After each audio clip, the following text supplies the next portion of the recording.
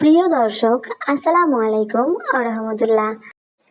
প্রিয় মা ও বোনেরা, নামাজ আদায়ে কিছু গুরুতর ভুল রয়েছে, যার কারণে আমাদের নামাজ শুদ্ধ হয় না। আজ আমি যে বিষয়গুলো আলোচনা করব, আশা করি আপনারা মনোযোগ সহকারে শুনবেন এবং বুঝবেন।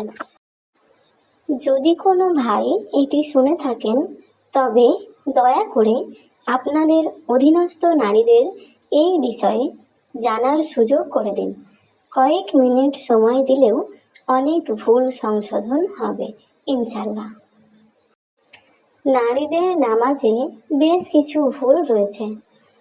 তার মধ্যে নাম্বার 1 হলো, অনেকেই তাকবীরে তাহারিমার সময় হাত কাঁধের বাইরে নিয়ে যান। এটি ভুল। সঠিক পদ্ধতি হলো হাতকে বুকের কাছে রেখে তালুগুলো কিবলার দিকে রাখতে হবে এবং কাঁধ পর্যন্ত হাত উত্তোলন করে আল্লাহু আকবার বলতে হবে। নাম্বার 2, প্রিয় বোনেরা, অনেক সময় দেখা যায় আপনারা দুই পায়ের মাঝে ফাঁক রেখে দাঁড়ান। এটি ভুল। সঠিক পদ্ধতি হলো দুই পায়ের মাঝে আঙুলগুলো একে অপরের কাছাকাছি রাখতে হবে। নাম্বার 3, সম্মানিত মা ও বোনেরা, তাকবীর বলার সময় মাথা সামনের দিকে ঝুঁকিয়ে দেওয়া ভুল। সঠিক পদ্ধতি হলো মাথা সোজা রাখতে হবে। নাম্বার 4, রুকু করার সময় পুরুষদের মতো পিঠ একেবারে সমান করা জরুরি নয়। হাত হাঁটু পর্যন্ত পৌঁছানোই যথেষ্ট।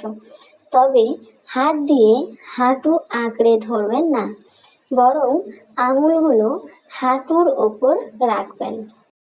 নাম্বার 5, সিজদার সময় পুরুষদের মতো হাত ও শরীর ফাঁক না রেখে আপনাদের বাহু, পাঁজর ও উরু পরস্পরের সঙ্গে সংযুক্ত রাখতে হবে এবং উভয় পা ডান দিকে সরিয়ে বসতে হবে।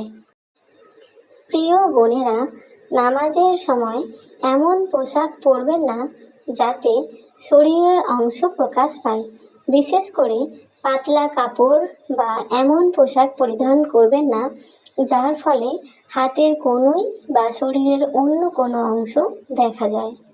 নাম্বার 7, নামাজে মনোযোগ বাড়ানোর জন্য উচ্চ আওয়াজে না হলেও অন্তত নিজের কান পর্যন্ত শ্রুতিযোগ্য কণ্ঠে কেরাত পড়বেন। নাম্বার 8, ফজরের নামাজ দ্রুত আদায় করা উত্তম, কিন্তু অন্যান্য নামাজ মসজিদের জামাত শেষ হওয়ার পরে আদায় করাই ভালো। নাম্বার 9, রুকু থেকে ওঠার পর এবং দুই সিজদার মাঝখানে যথাযথ সময় নিয়ে বসতে হবে। দ্রুত তাড়াহুড়ো করে নামাজ শেষ করা যাবে না। নাম্বার 10, ফরজ নামাজ দাঁড়িয়ে পড়া আবশ্যক। যদি দাঁড়াতে সক্ষম হন তাহলে অলসতার কারণে বসে পড়বেন না। প্রিয় দর্শক, আপনি বা আপনারা যদি এরকম ভিডিও আরও পেতে চান তাহলে এই চ্যানেলটি অবশ্যই সাবস্ক্রাইব করে পাশে থাকা বেল আইকনটি অন করে দিন।